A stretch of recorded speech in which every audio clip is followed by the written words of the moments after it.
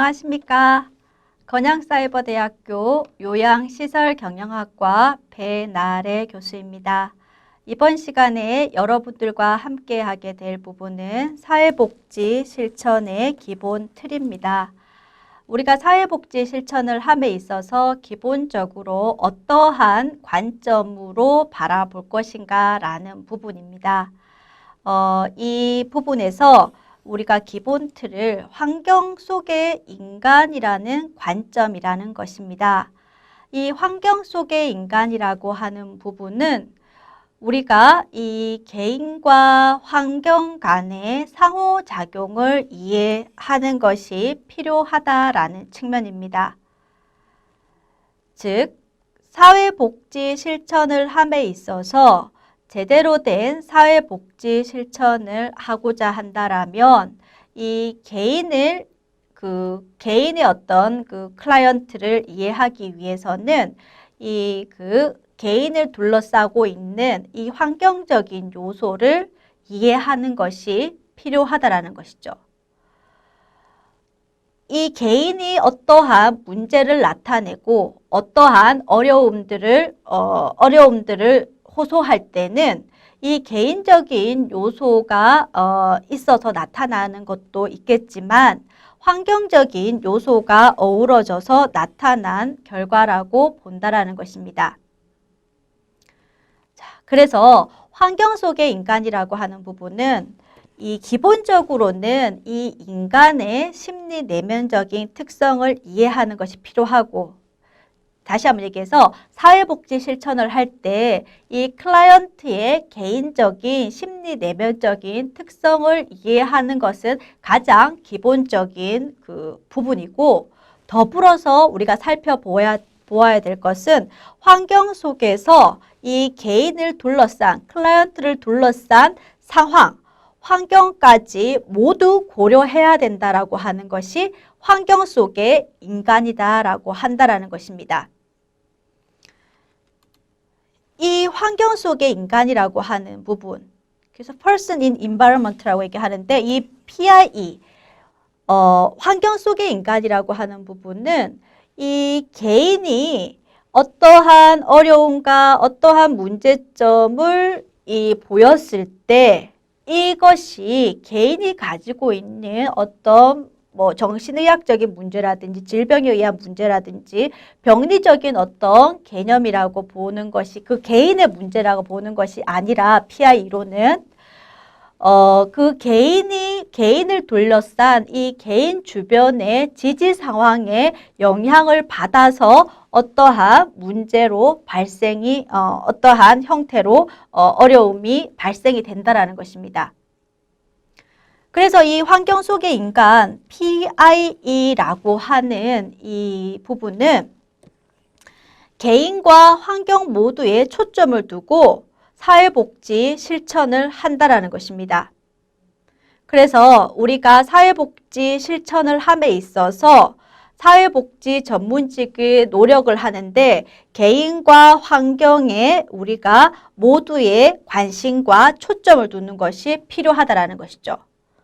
쉽게 얘기해서 하나의 개인이 어려운 문제점을 개인이 어떠한 어려움을 나타냈다라고 했을 때 이 개인만 우리가 살펴볼 것이 아니라 이 개인을 둘러싸고 있는 환경에 대한 개입, 환경에 대한 사정, 환경에 대한 부분도 우리가 파악하는 것이 필요하다라는 거죠.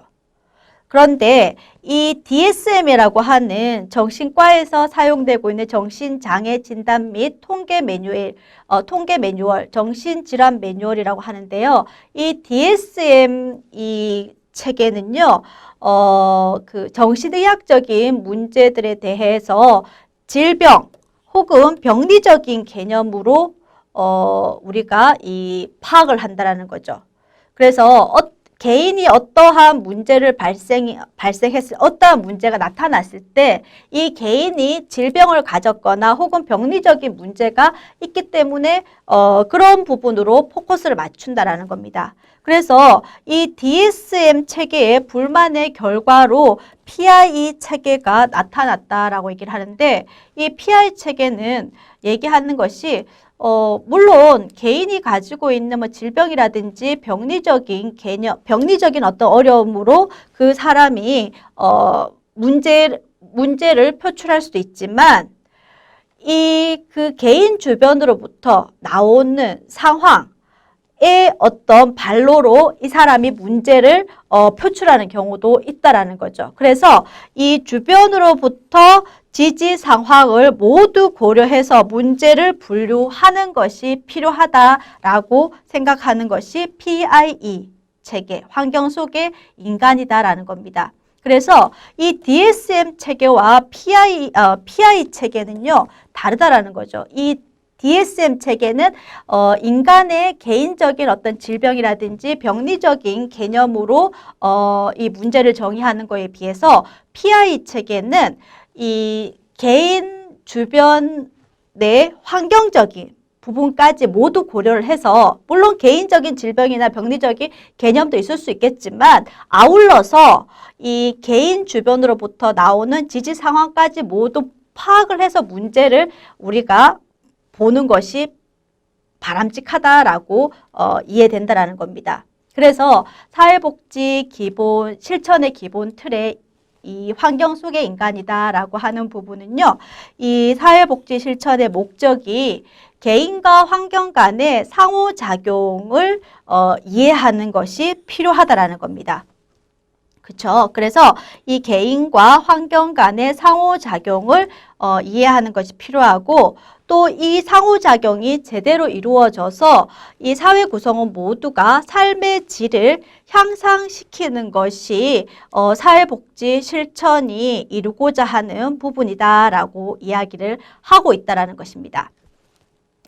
즉, 우리가 이번 시간에 여러분들과 하고 있는 환경 속의 인간이라고 하는 부분은 이 개인과 환경 간의 상호작용을 증진해서 이 개인과 환경, 이 모두가 서로가 영향을 주기도 하고 받기도 하고 그리고 이 우리가 어떠한 개인이 사회복지 실천을 함에 있어서 이 클라이언트가 문제가 발생이 되었을 때 이 문제를 치유하기 위해서 혹은 이 문제를 우리가 개선시키기 위해서 환경적인 부분까지 우리가 이 모두 생각하는 것이 필요하다라는 것입니다.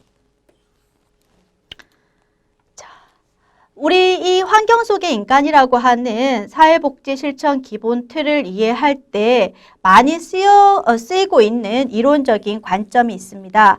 일반 체계 이론과 생태 체계적인 그 관점입니다. 일반 체계적인 관점은 체계를 구성하는 요소들 간의 속성, 그리고 이 속성들 간의 상호작용을 이해하는 것이 필요하다라고 이야기를 하고 있습니다. 그래서 이 복잡한 체계의 관계 속성 또는 체계 내부에서 이루어지는 상호작용의 특성을 파악하기 위해서 개발된 관점이 일반 체계적인 관점이라고 할 수 있습니다. 일반 체계적인 관점에서 이 체계라고 하는 부분은 서로 상호 의존적이고 상호작용하는 부분으로 구성된 전체라고 이야기를 하고 있다라는 것입니다. 그래서 우리가 환경 속의 인간이라고 하는 것은 인간이 환경에 영향을 받고 또 이 서로가 상호 의존적이고 상호작용한다라고 말씀을 드렸지 않습니까? 마찬가지로 일반 체계 이론도 체계와 체계 사이에 서로 의존적이고 서로 상호작용하는 부분으로 구성되어 있다라고 하는 이런 부분을 설명을 하고 있다라는 것이죠. 생태체계적인 관점은요, 일반 체계 이론, 체계적인 관점과 생태학 이론, 생태적인 관점을 결합한 부분이 생태체계적인 관점이라고 할 수 있습니다. 이 생태체계적인 관점은 일반 체계 이론의 주요 개념들을 그대로 받아들이면서 그 이론이 가지고 있는 한계점을 극복하기 위해서 생태학의 관점을 도입한 부분이라고 할 수 있습니다. 생태체계적인 관점은 유기체들 사이에 상호 적응에 초점을 가지고 있습니다. 일반 체계 관점은 체계와 체계라면 이 생태체계적인 관점은 유기체들 간의 상호작용에 초점을 가지고 있다는 거죠. 이 인간과 인간 주변의 환경 간의 상호작용에 또 관심을 가지고 상호의존성을 설명을 하고 있다는 것입니다. 그래서 이 우리가 사회복지 실천의 기본 틀로서 환경 속의 인간을 이해를 할 때 주요 이론적인 관점에는 일반 체계적 관점과 생태 체계적인 관점을 많이 활용을 하고 있습니다. 이러한 관점은 우리가 일반 체계적인 관점은 체계가 서로 상호 의존적이고 상호작용을 한다는 것이고, 생태 체계 관점은 일반 체계가 가지고 있는 이 한계점을 극복을 하면서 생태학이라고 하는, 유기체라고 하는 이런 부분을 도입을 한다라는 거죠. 그래서 이 유기체들의 상호 적응이라든지 상호작용에 우리가 관심을 가지고 설명을 하고 있다는 것입니다. 이번 시간에 여러분들과 함께 사회복지 실천의 기본 틀에 대해서 살펴보았는데요.